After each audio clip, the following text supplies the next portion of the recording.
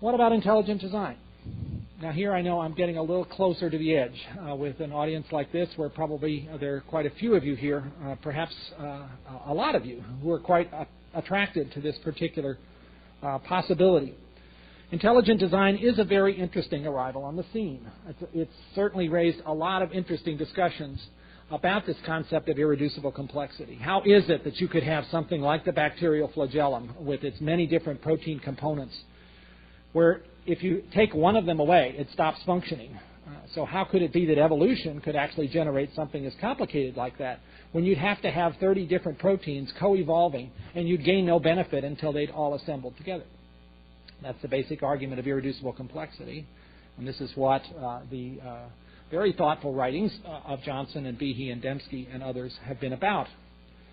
And I think this has provided a real opportunity to think about these molecular machines and what might be their possible explanation. But I fear that this is another proposal that is showing cracks already. Because if you look at the more recent data, now that we have lots and lots of genomes, so we can make lots and lots of predictions about these various protein complexes, including the bacterial flagellum, it does not appear that these emerged all of a sudden. In fact, what appears to be the case is that even a multi-protein wonder like the flagellum was constructed by recruiting, bit by bit, proteins that had other functions. Presumably the genes for those proteins got duplicated, so the old function was maintained, but the new copy had a chance to take on a new function.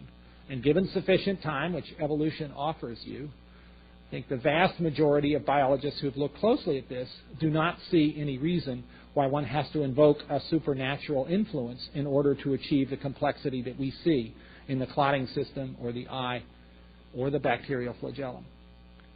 So my fear, although I've been very interested in this discussion, is that this is a God of the gaps theory, which is perhaps in record time, because science is moving forward so quickly, going to be shown as such.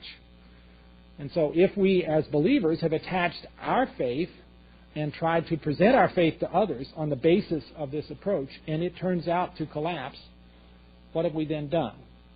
We've made God too small. We've put a God in a position of having to fix the evolutionary process that he didn't quite design right to begin with.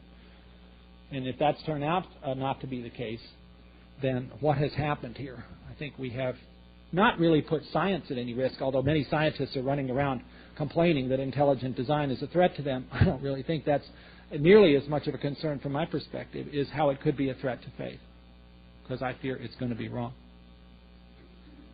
The fifth option, and the last, and of course you can therefore guess it's the one I'm going to put forward as the one that I think makes perfect sense out of all this.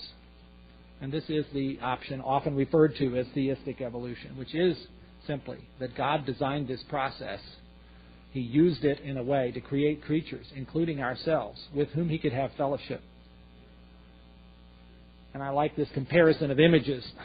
We humans have been searching for God and trying to depict him maybe all along. He's been trying to show us his incredible creativity. This is DNA looking down the long axis. And I have no problem putting together what I know as a scientist with what I know about my faith in this particular context. So if God, who is not limited in space or time, chose to create human beings in his own image, using the mechanism of evolution, who are we to say we wouldn't have done it that way? Unless you insist upon a literal reading of Genesis 1 and 2, this seems to me an entirely compatible description of what has happened. Now, some people are worried, well, evolution seems so random. Well, to us, because we're trapped in this linear axis of time. But if God is outside of space and time, in the very moment of that flash that we call the Big Bang, he could also have the whole process worked out, including our having this conversation tonight, and it would not be random at all to him.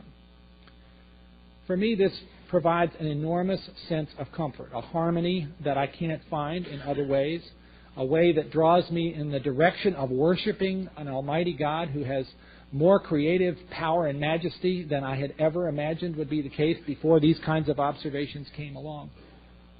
I don't expect that this necessarily grabs onto everybody, but it does seem to me that this is a credible, intellectually defensible, and enormously comforting synthesis.